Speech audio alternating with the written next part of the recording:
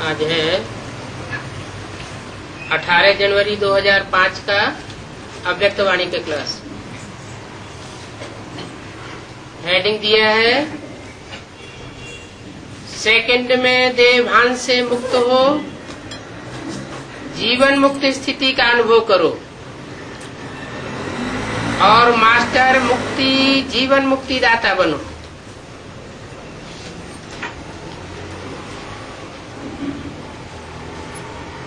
दूसरों के दाता कब बनेंगे?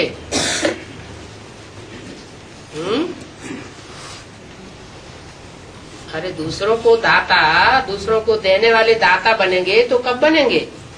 पहले स्वयं एक सेकंड में देवभान से मुक्त होकर के जीवन मुक्त बनो,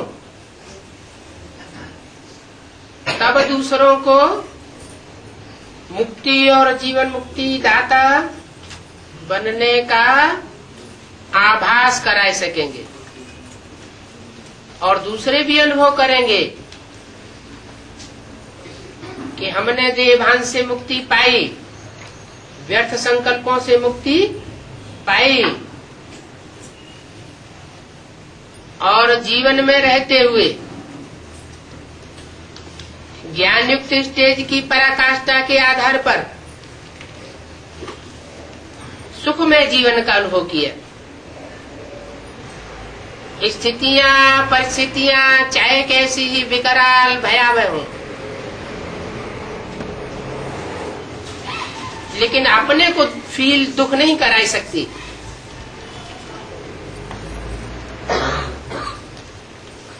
आज बाप दादा चारों ओर के लकी और लवली बच्चों को देख रहे।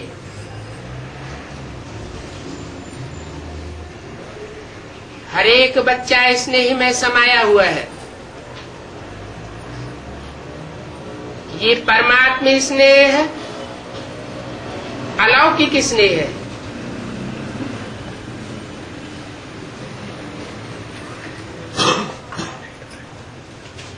लौकिक दुनिया के स्नेह से भिन्न स्नेह है, लेकिन है ये परमात्मा स्नेह।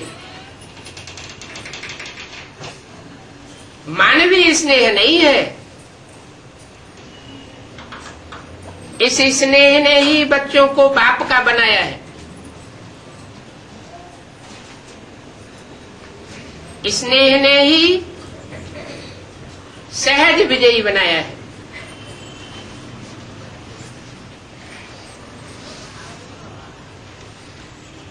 आज अमृत वेले से चारों ओर के हर बच्चे ने अपने स्नेह की माला बाप को पहनाई, क्योंकि हर बच्चा जानता है कि ये परमात्मा स्नेह क्या से क्या बनाए देता है। स्नेह की अनुभूति अनेक परमात्मा खजाने के मालिक बनाने वाली है और सब प्रकार के परमात्मा खजानों की गोल्डन चाबी बाप ने सब बच्चों को दी है। जानते हो ना वो गोल्डन चाबी क्या है? वह गोल्डन चाबी है मेरा बाबा। अंदर से दिल से निकले मेरा बाबा। मेरा बाबा कहा और सर्व खजानों के अधिकारी बन गए, सर्व प्राप्तियों के अधिकार से संपन्न बन गए, सर्व शक्तियों से समर्थ बन गए और मास्टर सर्वशक्तिवान आत्मा बन गए। ऐसी संपन्न आत्माओं के दिल से गीत क्या निकलता है? अप्राप्त कोई वस्तु नहीं ब्राह्मणों के खजाने में। आज के दिन स्मृति दिवस की याद आती है। स्मृति दिवस कहते हो ना, आज आज सभी बच्चों को विशेष आदिदेव ब्रह्मा बाप ज्यादा स्मृति में आ रहा है। ब्रह्मा बाप आप ब्राह्मण बच्चों को देख हर्षित हो रहे हैं। क्यों हर्षित होते हैं? क्योंकि हर ब्राह्मण बच्चा कोटों में कोई भाग्यवान बच्चा है। करोड़ों पुरुषार्थी हैं बच्चे इस ज्ञान मार्ग में चलने वाले, लेकिन उन कोटों में से कोई भाग्यवान बच्चा है। तो ऐसे अपने भाग्य को जानते हो ना। बाप दादा हर बच्चे के मस्तक में चमकता हुआ भाग्य का सितारा देख रहे हैं और देख देख करके हर्षित हो रहे हैं। तो अपने भाग्य को जानते हो ना। आज का स्मृति दिवस विशेष बाप दादा ने विश्व सेवा की जिम्मेवारी का ताज बच्चों को अर्पण किया। तो ये स्मृति दिवस आप बच्चों के राज्य तिलक का दिवस है। बच्चों के विशेष साकार स्वरूप में विल पावर से विल करने का दिन है।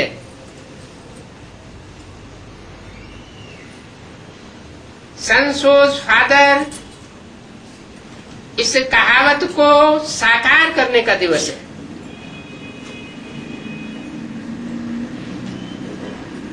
कहावत कैसे साकार होगी? जब बच्चा बाप को प्रत्यक्ष करे।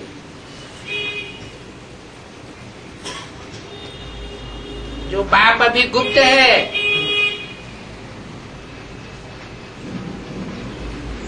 ससोपंज में है,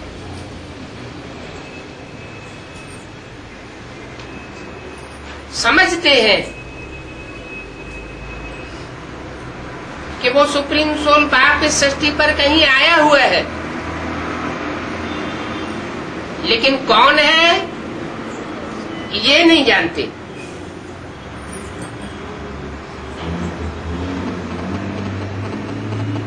तो जो बाप का बच्चा बाप को प्रत्यक्ष करने वाला होगा, वो अपनी चेहरे से, चलन से, अपनी दिव्य अनुभूतियों से बाप को प्रत्यक्ष जरूर करेगा। बाप दादा बच्चों के निमित्त बन निस्वार्थ विश्व सेवा को देख खुश होते हैं।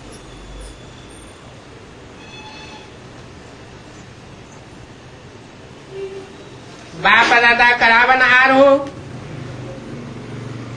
करनहार बच्चों के हर कदम को देख खुश होते हैं, क्योंकि सेवा की सफलता का विशेष आधार ही है करावनहार बाप मुझ करनहार आत्मा द्वारा कराया रहा है।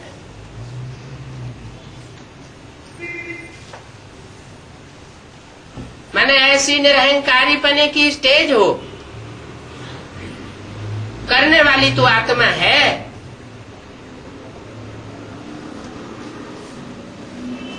लेकिन आत्मा में ये अहंकार अंश मात्र भी न हो कि मैंने किया, बाप कराए रहा है। मैं आत्मा निमित्त हूं, क्योंकि निमित्त भाव से निर्माण स्थिति स्वतः हो जाती है। मैंपन जो देहभान में लाता है वह स्वतः ही निर्वाण भाव से समाप्त हो जाता है। ये मैंपन ब्राह्मण जीवन में सबसे ज्यादा विघ्न रूप बनता है। तो ये देहभान का मैंपन है, करावनहार कराए रहा है, मैं निमित्त करनहार बन करके कर रहा हूं। तो शायद ही देहभान से मुक्त बन जाते हैं और जीवन मुक्ति का मजा अनुभव करते हैं। आने वाले भविष्य में जीवन मुक्ति तो प्राप्त होनी है, लेकिन अभी संगम युग पर जीवन मुक्ति का अलौकिक आनंद और ही अलौकिक आनंद है। जैसे ब्रह्मा बाप को देखा, कर्म करते हुए भी कर्म के बंधन से न्यारे रहे।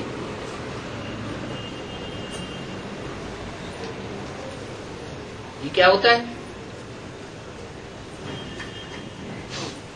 कर्म भी करता रहे और कर्म का बंधन भी न लगे, कर्म बंधन से न्यारा बना रहे। ऐसे भी होता है क्या? कर्मेंद्रियां अपना काम करती रहे और उस कर्मेंद्रियों से किए हुए कर्मों का बंधन आत्मा को न लगे। ऐसे कब हो सकता है? ये तब हो सकता है जब मन पूरा ही कंट्रोल में हो।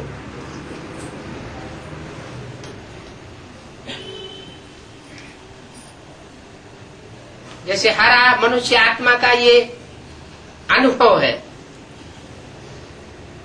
कि आत्मा का लगाव जिस किसी व्यक्ति विशेष से लग जाता है,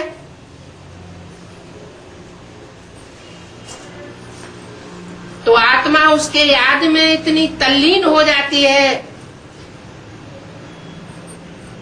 कि आंखें खुली रहती हैं, रास्ता चलता जाता है और सामने से कौन कौन व्यक्ति गुजर गए ये पता ही नहीं लगता। तो आंख भी तो इंद्रिय है और जड़त्वमयी कर्मेंद्रिय नहीं है, ज्ञानेंद्रिय है।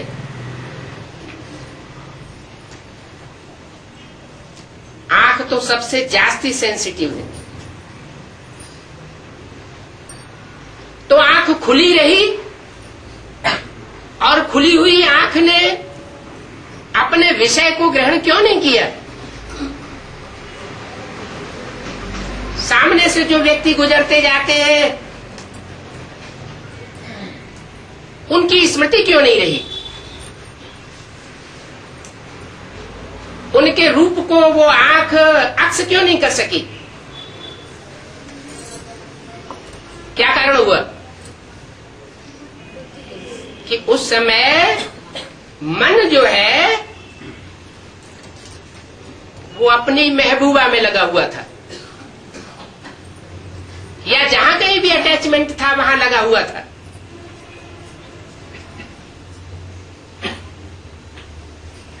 तो कोई भी कर्मेंद्रिय या कोई भी ज्ञानेंद्रिय मन अगर सहयोगी नहीं बनता है तो अपने विषय को ग्रहण नहीं कर सकती, और जब विषय को ग्रहण नहीं करेगी तो उसका पाप पुण्य भी नहीं बन सकता। वो तो हुई लौकिक बात, क्योंकि लौकिक देहधारी की याद ऊंचा नहीं उठा सकती। जैसे को याद करेंगे वैसी ही अवस्था बनेगी। और यहां हम ब्राह्मणों की अलौकिक दुनिया में क्या सिखाया जाता है?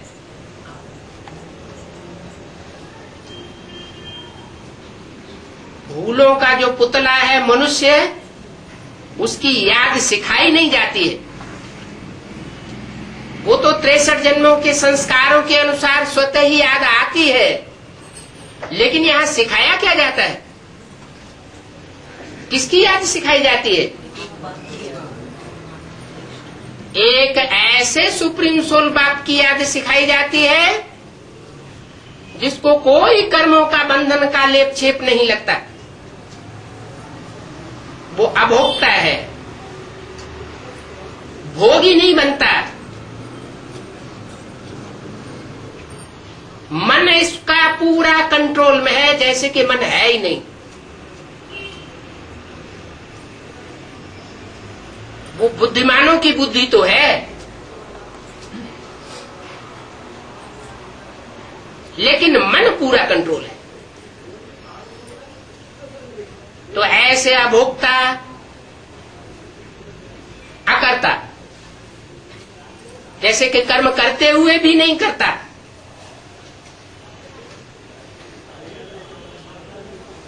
निरंजन कहा जाता है जिसको कोई पाप का अंजन माना काजल नहीं लगता, कालिमा नहीं लगती,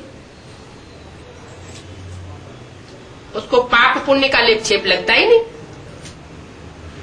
अगर लगे तो उसको भी जन्म मरण के चक्र में आना पड़े।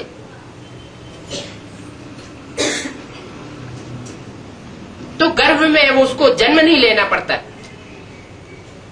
वो सिर्फ प्रवेश करता है। और जिस भी मनुष्य आत्मा में प्रवेश करके मुकर्रर रूप से पार्ट बजाता है, अपना कार्य संपन्न कराने के लिए उसकी ज्ञानेंद्रियों और कर्मेंद्रियों को पूरा कंट्रोल में रख सकता है।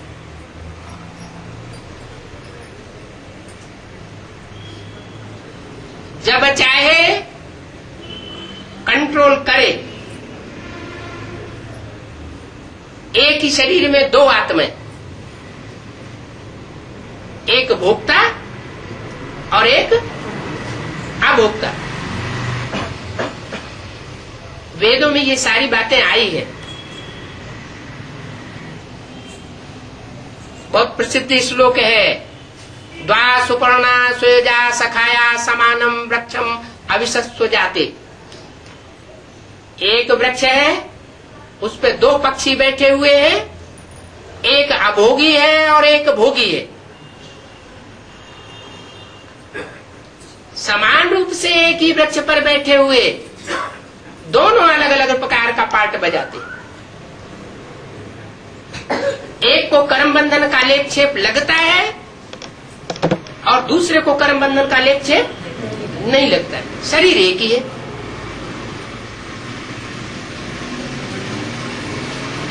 तो ये विशेष बात बताई राजयोग की, रहस्य की बात, ये प्रैक्टिस की बात है। आत्मा को एकाग्र करने की बात है।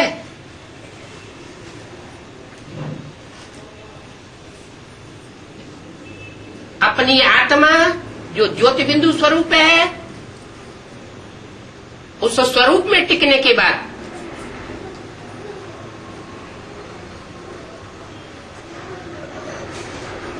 जो अभोक्ता परमात्मा है, सुप्रीम सोल है,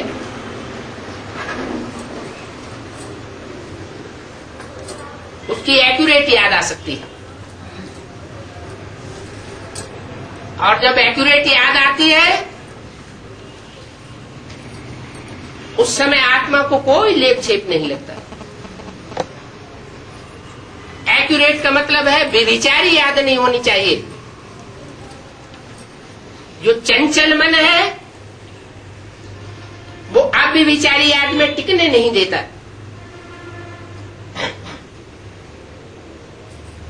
मन चलायमान कर देता है। बुद्धि के कंट्रोल से बाहर हो जाता है।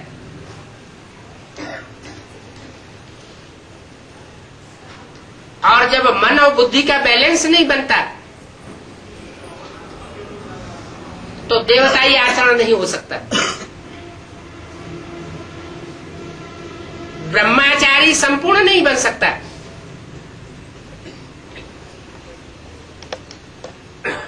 यहां तक कि मन रूपी ब्रह्मा को भी शरीर छोड़ना पड़ता है। शरीर रहते सिद्धि को प्राप्त नहीं हो पाते। तो सुप्रीम सोल बाप की भी ये तीन शक्तियां हैं, मन रूपी ब्रह्मा, बुद्ध रूपी तीसरा नेत्र शंकर, और फिर जो दोनों का बैलेंस है, जो सिद्धि स्वरूप बनता है, वो है विष्णु रूप। हम आत्माओं को भी जो जन्म से बड़े से बड़ी दात मिली हुई है,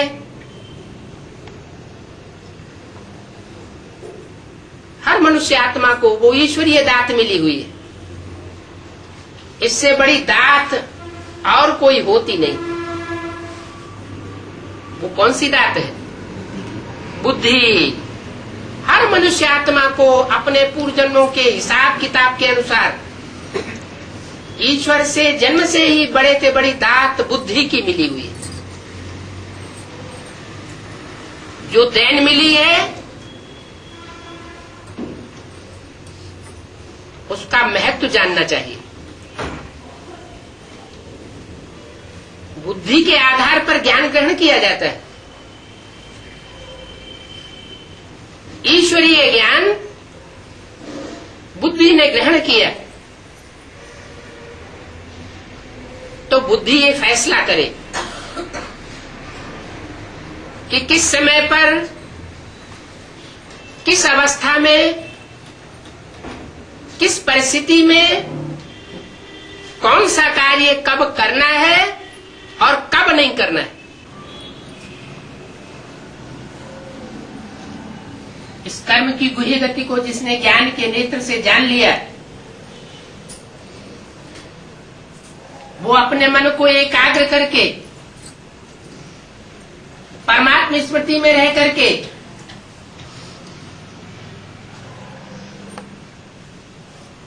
पाप और पुण्य से परे हो सकता है।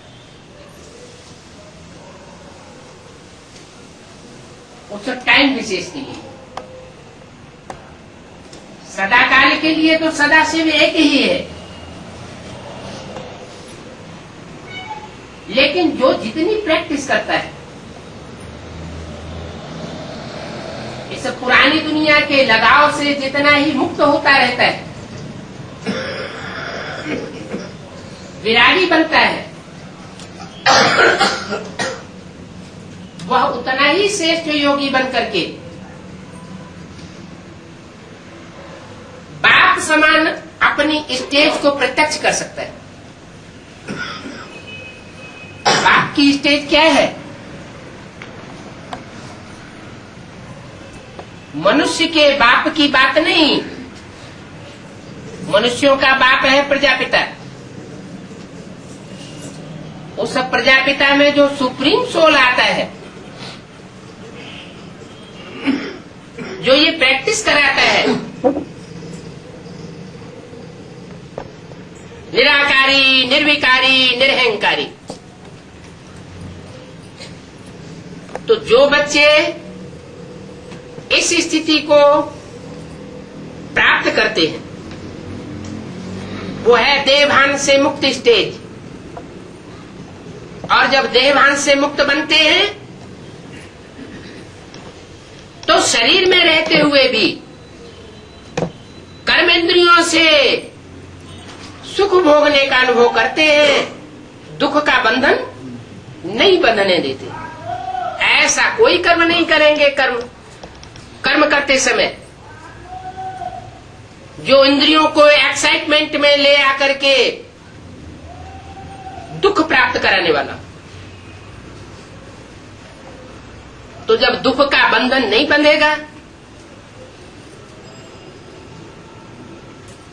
कर्मेंद्रियों से कर्म करते हुए जीवन में अनुभव करेगा कि सुख ले रहा हूं और निर्विकारी सुख ले रहा हूं।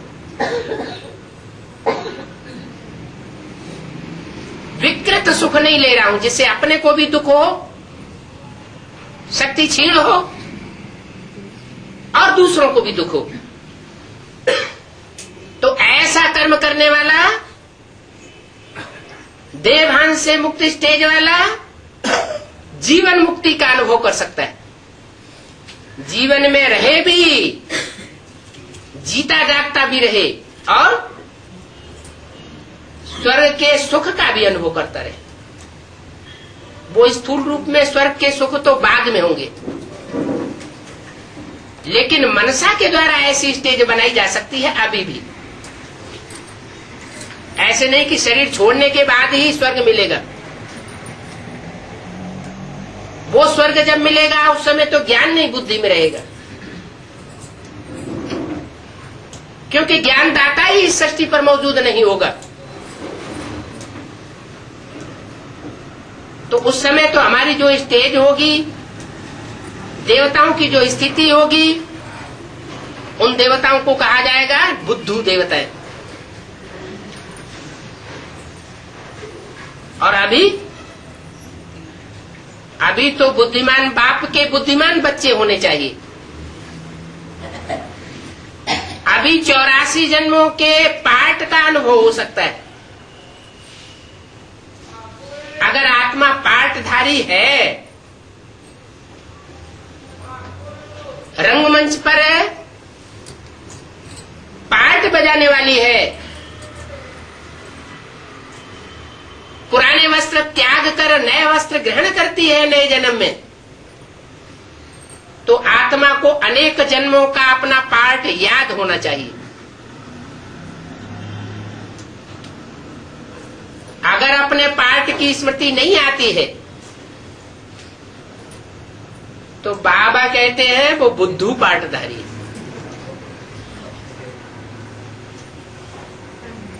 वैसे भी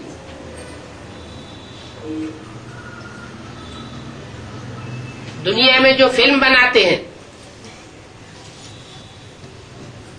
तो बुद्धू एक्टर को हीरो पाठधारी के रूप में कभी नहीं चुनेंगे। यहाँ हम सब आत्मा सृष्टि रूपी रंगमंच पर एक्ट करने वाले हैं।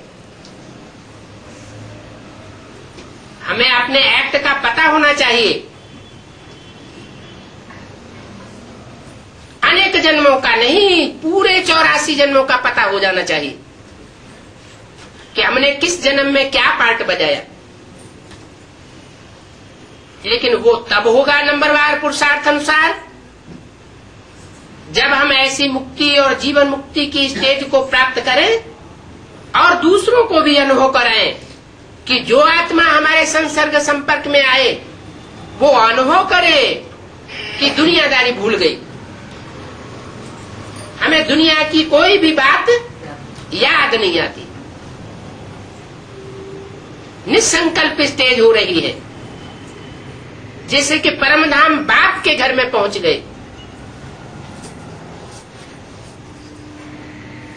तो ऐसी आत्मा और आत्मिक स्टेज को प्राप्त करने वाला सुप्रीम सोल बाप को प्रत्यक्ष कर सकता है।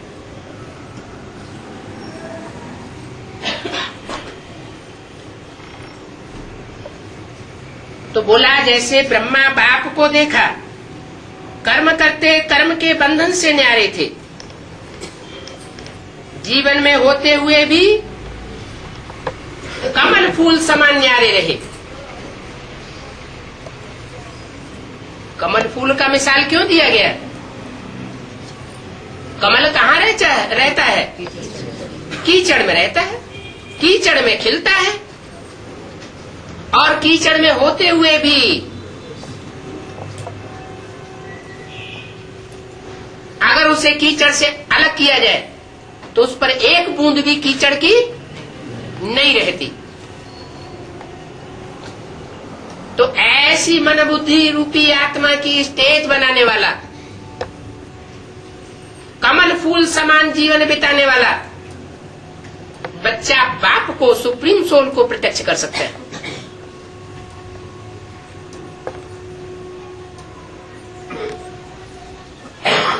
बाकी प्रदर्शन करने के बड़े बड़े प्रोग्राम करने वाला, पैसे, पब्लिक के पैसे के बल पर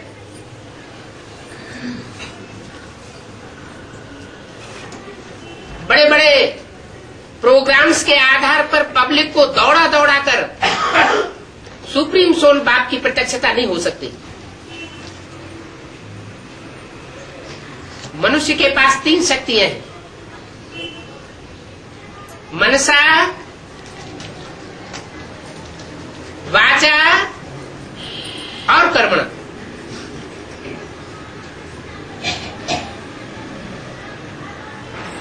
आज की दुनिया में ज्यादा महत्व किसको दे रहे हैं?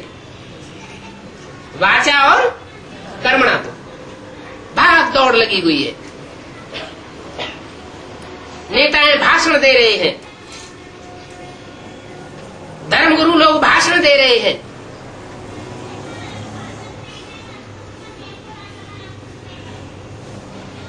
और कुछ लोग हैं वो ये मानते हैं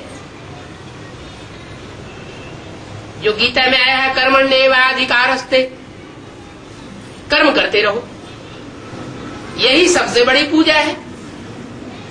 अरे कर्म तो करते रहो, कर्म तो गधा भी करता है, उससे ज्यादा सच्चाई से कोई कर्म नहीं करता है। सुबह से लेकर शाम तक कर्म करता रहता है और शाम को बड़ी सहनशीलता पूर्वक भैंस की बची हुई घास खा लेता है और सो जाता है। लेकिन वो गधा कहा जाता है। क्यों कहा जाता है? इतनी सच्चाई से काम करने वाला, इतनी मेहनत करने वाला, इतना वजन ढोने वाला, वो मानवीय दृष्टि में गधा क्यों कहा समझा जाता है?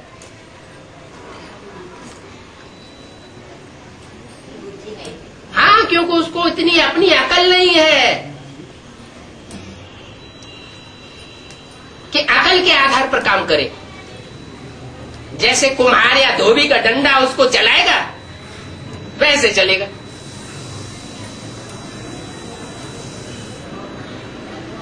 अरे इतनी बड़ी ईश्वरीय दात मिली हुई है, उसका उपयोग करना चाहिए। क्या राइट है, क्या रंग है,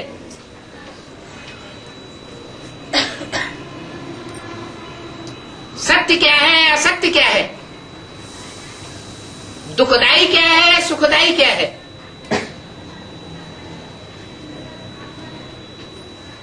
जब तक अंतर को नहीं जानेंगे तो सुखदाता बाप के बच्चे कैसे कहेंगे?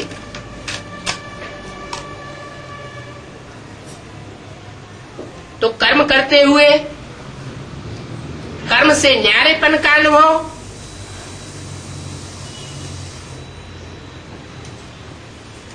वही कर सकता है जो अपनी बुद्धि का उपयोग करे, दूसरों के आधार पर न चले।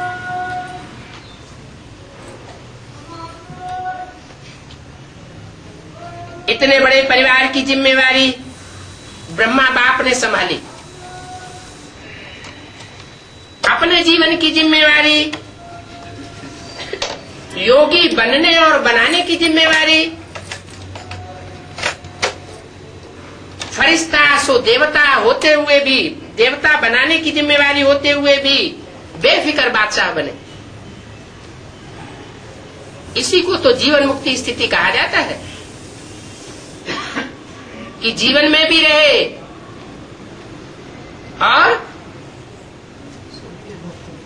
और किसी प्रकार की परेशानी का अनुभव न करे। अव्यक्त बात पाता भी कितने साल से बोलते चले आ रहे। स्वस्थिति में रहेंगे, स्वस्थिति की शान में रहेंगे तो कोई भी प्रकार की परेशानी से परेशान नहीं होंगे। उसको कहते हैं जीवन मुक्ति स्थिति। इसलिए भक्ति मार्ग में भी ब्रह्मा का आसन कमल फूल दिखाते हैं, कमल आसनधारी दिखाते हैं। तो आप सभी बच्चों को भी इस संगम युग पर ही जीवन मुक्ति का अनुभव करना है। शरीर छोड़ने के बाद मुक्ति और जीवन मुक्ति का अनुभव नहीं करना है। वो अधूरी स्टेज है, संपन्न स्टेज नहीं है। बाप दादा से मुक्ति जीवन मुक्ति का वर्षा इस समय प्राप्त होता है। सिर्फ चित्रों में लिख देना, लिटरेचर में लिख देना, मुक्ति और जीवन मुक्ति आपका जन्म सिद्ध अधिकार है, उससे बात हल नहीं होगी। जन्म सिद्ध का अधिकार का मतलब क्या है? बच्चा बाप के घर जन्म लेता है, करोड़पति अरबपति बाप के घर जन्म लेता है, उससे ही उसका अधिकार साबित हो जाता है। जन्म लेते ही क्या कि वो बच्चा करोड़ और अरब का मालिक है। ऐसे तो नहीं कहा जाता कि बच्चे ने अभी जन्म लिया और ये अगले जन्म में जाकर के अरबपति बनेगा। नहीं, इसलिए चित्रों में बाबा ने लिखवाया कि मुक्ति, जीवन मुक्ति आपका जन्म सिद्ध अधिकार। अगर बाप इस सृष्टि पर प्रैक्टिकल में आया हुआ है, सुप्रीम सोल बाप, और हम उसके बच्चे बने हैं, हमने ये निश्चय धारण कर लिया है कि हम बेहद के बाप के बच्चे बन चुके हैं। बाप ने भी स्वीकार कर लिया है कि ये मेरा बच्चा है। तो रिजल्ट क्या होनी चाहिए कि बच्चे की बुद्धि में भी ये बात बैठनी चाहिए कि ये बच्चा मुक्ति और जीवन मुक्ति का वर्षा इसी जन्म में प्राप्त करने वाला है, अगले जन्म की बात नहीं।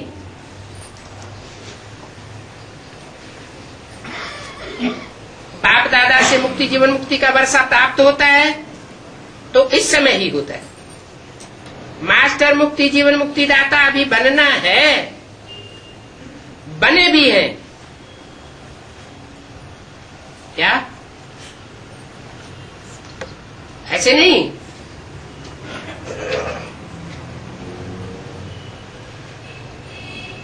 कि कोई बना नहीं है, बने भी हैं और अभी बनना भी है। मुक्ति जीवन मुक्ति के मास्टर दाता बनने की विधि है कैसी स्टेज? 1 सेकंड में देवभान से मुक्त स्टेज। अभी अभी संकल्प किया, अभी अभी निसंकल्पी स्टेज। कोई दूसरा संकल्प इंटरफियर न कर सके, न अच्छा न बुरा। अगर होना भी है तो शुद्ध संकल्प में स्थित होना है, नहीं तो नहीं। इस अभ्यास की अभी आवश्यकता है।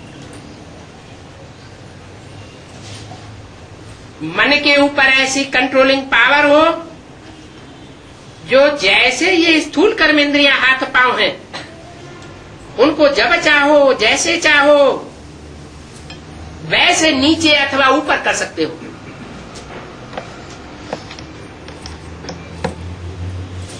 इसमें टाइम नहीं लगता। टाइम लगता है क्या? हाथ पांव को आगे पीछे हटाने में, बढ़ाने में टाइम लगता है। वो पीटी टीचर्स होते हैं, कितने बड़े हुजूम को 1 सेकंड में डायरेक्शन देते हैं और उनकी कर्मेंद्रियां नीचे से ऊपर होने लग पड़ती है। अभी सोचो, हाथ को ऊपर करना है तो टाइम लगेगा क्या? कर सकते हो ना? अभी बाप दादा कहे हाथ ऊपर करो तो कर लेंगे ना? कर सकते हो। ऐसे ही मन के ऊपर इतना कंट्रोल हो, जहां एकाग्र करना चाहो वहां एकाग्र हो जाए। क्या? प्रैक्टिस कर ले तो सब कुछ होता है। दुनियावी बातों को महत्व देंगे तो नहीं होगा। दुनियावी पदमान मर्तबे को महत्व देंगे तो नहीं होगा। ईश्वरीय पढ़ाई और ईश्वरीय मर्तबे को महत्व देंगे तो जरूर होगा। चाहे हाथ या पांव सूक्ष्म है, वो स्थूल है, लेकिन वो है तो आपका ना। तो ऐसे ही मन को कहते हो मेरा मन, मेरा मन कहते हो ना, तेरा मन तो नहीं कहते। तो जैसे स्थूल कर्मेंद्रियां कंट्रोल में रहती हैं, ऐसे ही मन बुद्धि संस्कार कंट्रोल में हो, तब कहेंगे नंबर 1 विजयी। साइंस वाले तो रॉकेट द्वारा, अब अपने साधनों द्वारा इसी लोक तक पहुंचते हैं। सूरज चांद सितारों की जो दुनिया का लोक है वहां तक पहुंचते हैं। मंगल ग्रह पर पहुंचेंगे, चंद्रमा तक पहुंचेंगे, जहां तक उनकी स्थूल दुनिया में पहुंचे। ज्यादा में ज्यादा कोई भी छोटे बड़े ग्रह तक पहुंच सकते हैं। 18/1/2005 की अव्यक्तवाणी का दूसरा पेज। लेकिन आप ब्राह्मण आत्माएं तीनों लोक तक पहुंच सकती हो। सेकंड में सूक्ष्म लोक, निराकारी लोक, स्थूल में मधुवन तक। ये तो पहुंचना आसान है ना, तो वो तो इन आंखों से देखा हुआ है ना। क्या गायन है शास्त्रों में? मधुवन में मुरलिया बाजी। तो कानों से सुना भी है, आंखों से देखा भी है। तो आंखों से देखी हुई चीज, कानों से सुनी हुई चीज याद नहीं रह सकती है क्या? याद रह सकती है ना, लेकिन कब याद रहेगी? है? दिल का स्नेह होगा तो याद रहेगी। दिल का स्नेह नहीं होगा, अंदर का स्नेह कहीं दूसरी जगह बटा हुआ है, तो याद भी नहीं रहेगी। अगर मन को आर्डर करो मधुबन में पहुंचना है तो सेकंड में पहुंच सकते हो ना, मन से, तन से नहीं। पहुंचने की बात मन से, वो तो पैसा खर्च करके आज चाहे जहां पहुंच जाओ, एरोप्लेन में 1 घंटे में पहुंच जाओ, वो बात नहीं। लेकिन मन से आर्डर करो, सूक्ष्म वतन जाना है, सूक्ष्म वतन की सूक्ष्म स्टेज में जाना है। वो मनन चिंतन मंथन से नीचे अवस्था ना आने पाए, ऐसी स्टेज बनाना है, और इतने समय तक के लिए बनाना है। या निराकारी वतन में जाना है जहां कोई संकल्प नहीं।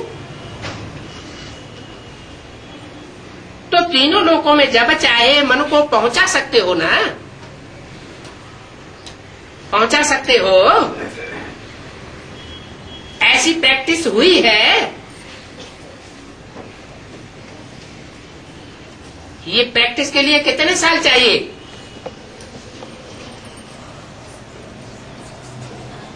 अभी इस अभ्यास की आवश्यकता ज्यादा है। क्यों? अब तक ज्यादा अभ्यास की अवस्था नहीं, और अब ज्यादा क्यों है? हाँ, क्योंकि अब अंतिम समय आ पहुंचा, फाइनल परीक्षाएं होने वाली है, माला के मण के नंबर सेट होने का टाइम आ गया।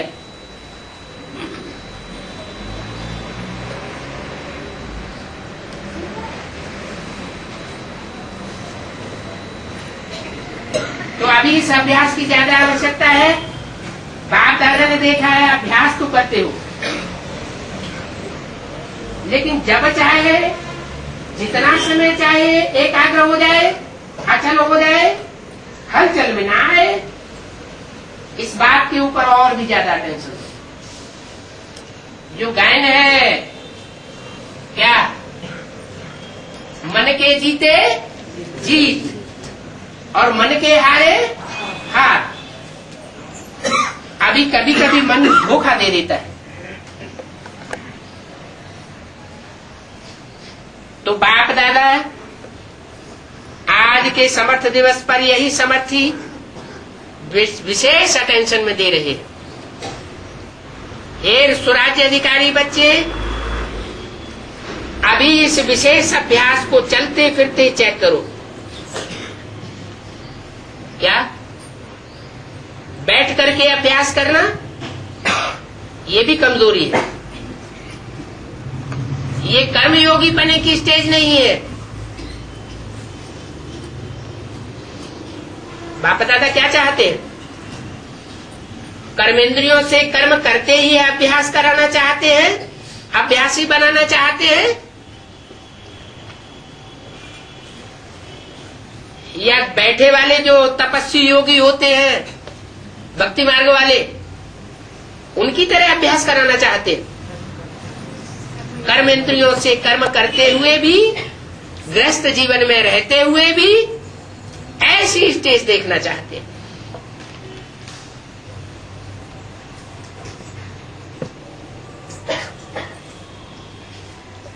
तो हे स्वराज्य अधिकारी बच्चे, अभी से विशेष अभ्यास को चलते फिरते चेक करो, क्योंकि समय प्रमाण अभी अचानक के खेल बहुत देखेंगे।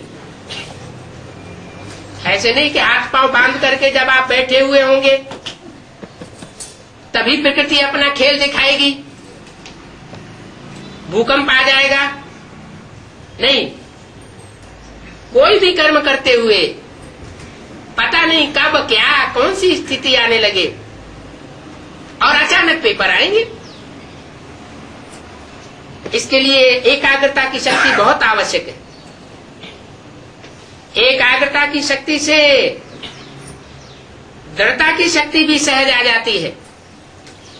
जो जितना अपने को एकाग्र कर सकता है उतनी उसके अंदर दृढ़ता भी आ जाती है, और दृढ़ता सफलता को स्वतः ही प्राप्त कराई देती है।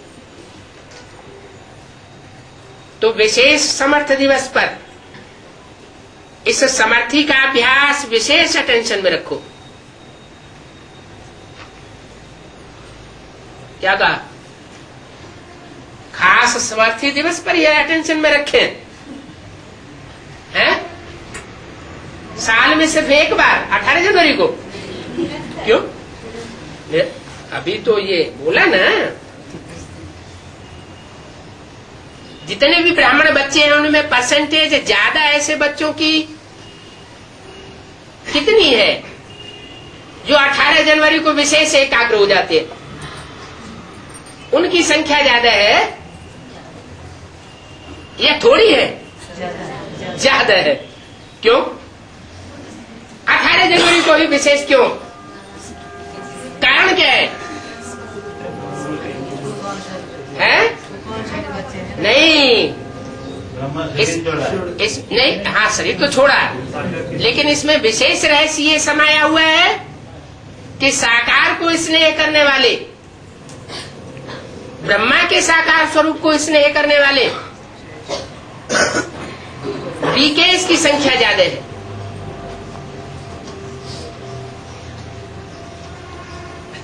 तो जिन ब्राह्मणों की संख्या ज्यादा है वो संख्या इस बात को साबित करती है कि उनको 18 जनवरी के दिन ही विशेष स्मृति ज्यादा क्यों आ जाती है, एकाग्रता ज्यादा क्यों आ सकती है? हाँ, क्योंकि साकार से जो स्नेह होता है, दिल का स्नेह होता है, वो दिल का स्नेह ही सब प्रकार की प्राप्ति कराने का आधार। तो अब वो साकार स्वरूप तो चला गया, और अव्यक्त वाणी में बोला है साकार के रिटर्न में साकार मौजूद है। कहाँ मौजूद है? ऊपर सूक्ष्म बतन में। इस साकार सृष्टि के लिए बताया कि वो अभी भी पार्ट बजाय रहा है। जब तक काम पूरा नहीं हुआ है बाप दादा वापस नहीं जा सकते। साथ रहेंगे, साथ चलेंगे, खाएंगे, पिएंगे, सोएंगे और साथ ही साथ वतन में जाएंगे। ये जो वायदा बच्चों के साथ किया हुआ है वो वायदा बीच में तोड़ सकते हैं क्या? सामान्य मनुष्य अपने वायदे को तोड़ दे वो तो बात चल सकती है, लेकिन मनुष्यों को देवता बनाने वाला भगवान अपने वायदे को तोड़ दे, ये हो सकता है क्या? नहीं हो सकता ना। तो बोला इस समर्थी दिवस पर विशेष अभ्यास की शक्ति आ जाती है। तो जिनको साकार में अभी प्रैक्टिकल में मिला हुआ है ये अनुभव होता है। और अगर उनका दिल का स्नेह उसके प्रति है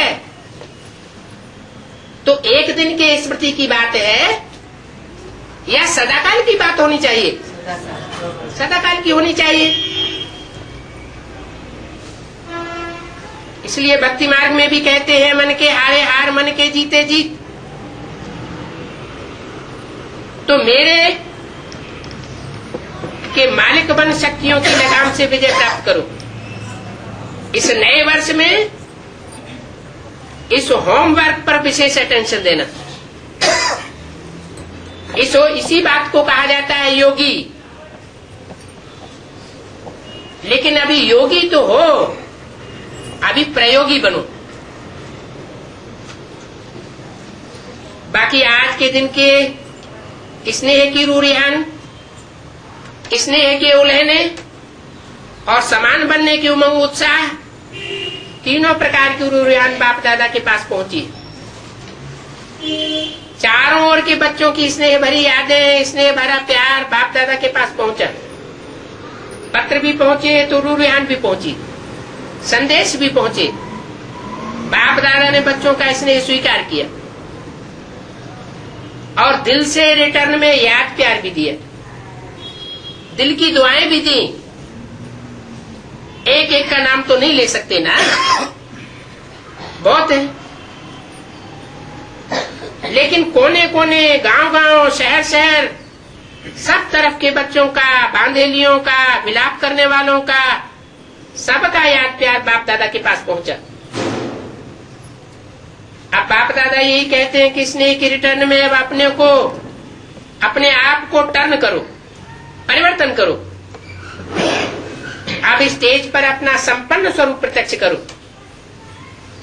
आपकी संपन्नता से दुख और अशांति की समाप्ति हो जाएगी।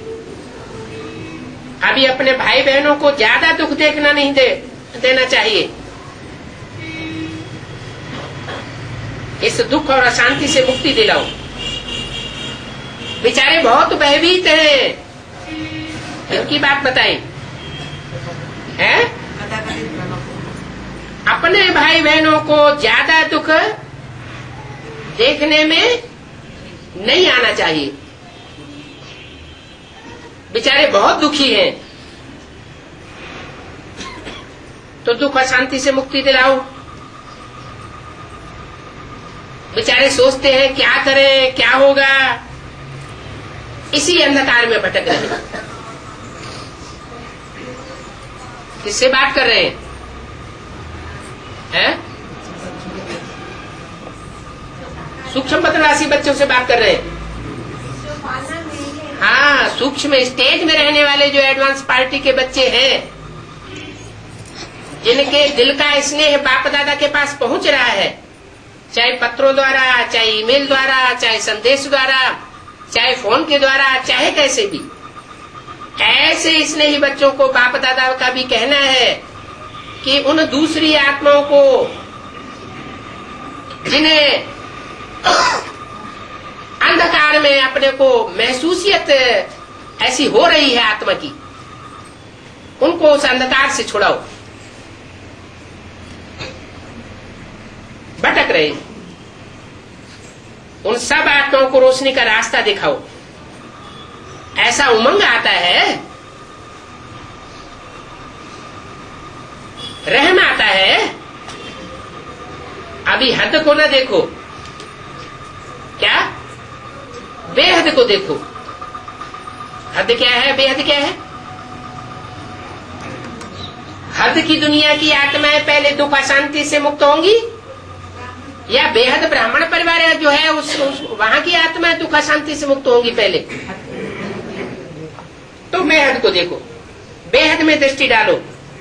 अच्छा, होमवर्क तो याद रहेगा ना, भूल नहीं जाना।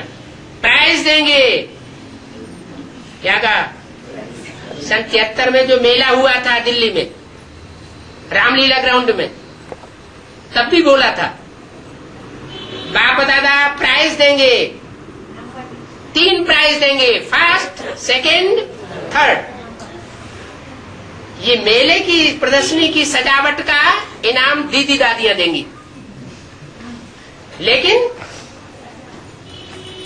लेकिन चलन और चेहरे से जो प्रत्यक्षता होनी है, उसे चैतन्य प्रदर्शनी की सजावट का इनाम बाप दादा देंगे। आगे चल करके प्रत्यक्ष होगा। तो अभी प्रत्यक्ष हुआ या नहीं हुआ?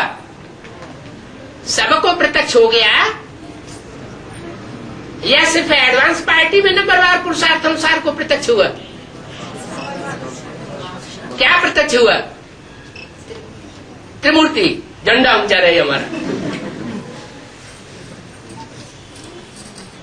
तो दुनिया वाले तो कपड़े का झंडा ऊंचा करते रहते हैं, समझते हैं कपड़े का झंडा विश्व विजय करके दिखलाता है। और आपकी बुद्धि में है ये त्रिमूर्ति का जो चैतन्य आत्माओं का जो झंडा है वो बुलंद करना है संसार के अंदर। पहले ब्राह्मण परिवार के अंदर, ब्राह्मणों की दुनिया के अंदर, और फिर बाद में सारी दुनिया में वो झंडा बुलंद होना है। तो बोला बाप दादा इनाम देंगे। तो वो 73 वाले इनाम तो प्रत्यक्ष होना शुरू हो गए। अभी फिर बोला बाप दादा फिर इनाम देंगे। अभी कितनों को देते हैं सो आगे चल के प्रत्यक्ष होगा। भूल नहीं जाना, प्राइज देंगे जो एक मास में मन को बिल्कुल कंट्रोलिंग पावर से पूरा मास जहां चाहे जब चाहे वहां एकाग्र कर सके। इस चार्ट की रिजल्ट में इनाम देंगे। 18 जनवरी के बाद 18 फरवरी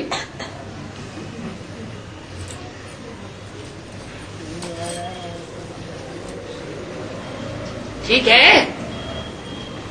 कौन इनाम लेंगे? पांडव पहले, मुबारक हो पांडवों को। और शक्तियां A1, पांडव नंबर 1, तो शक्तियां A1। शक्तियां A1 नहीं होंगी तो पांडव A1 हो जाएंगे। अभी थोड़ी रफ्तार तीव्र करो, आराम वाली रफ्तार से नहीं चलो। तीव्र गति से आत्माओं का दुख दर्द समाप्त होगा। रहम की छत्र छाया आत्माओं के ऊपर डालो। अच्छा, अभी क्या करना है?